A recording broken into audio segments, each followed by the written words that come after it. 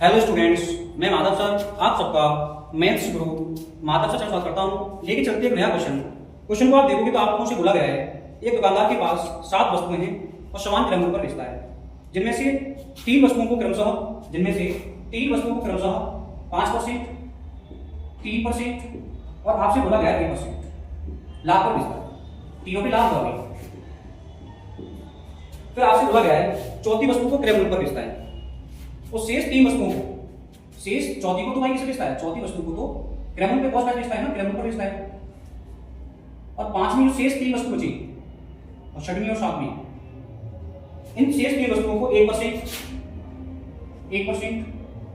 और आपसे बोला गया है 1% लॉस पर, और 6वीं वस्तु को 3% लॉस पर और 7वीं वस्तु को 5% लॉस पर।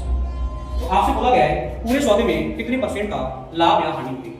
तो आप क्वेश्चन को देखोगे तो आपसे बोला गया है प्रत्येक वस्तु का क्रय मूल्य समान है। क्रय मूल्य क्या भैया? समान। तो आपको कुछ नहीं करना, मैंने आपसे पहले बोल रखा है 7 वस्तु हैं तो पहली पे तो 5% का प्रॉफिट हुआ है, दूसरी पे 3% का प्रॉफिट हुआ है, तीसरी पे 1% का प्रॉफिट हुआ है। लेकिन आपसे बोला गया है कि चौथी वस्तु को अपने क्रय मूल्य पर बेचता है। इस बात का मतलब होता है कि 100 रुपए की खरीद के लेके आया तो 100 की बेच दिया, भाई क्रय मूल्य पर बेचने का तो नहीं हुआ। इस बात का मतलब होता है नो प्रॉफिट नो लॉस। अगर आपको परसेंटेज में पूछेगा तो आप कह सकते हो 0% का प्रॉफिट होगा, ना तो लॉस होगा ना तो प्रॉफिट होगा, 0% वस्तु बेचेगी तो आप कह सकते हो चौथी वस्तु पर 0% आएगा।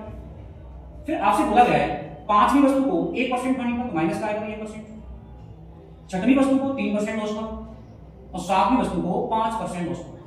और मैंने आपसे बोला था जितने आर्टिकल होते हैं उतने आर्टिकल का लगता है भाव।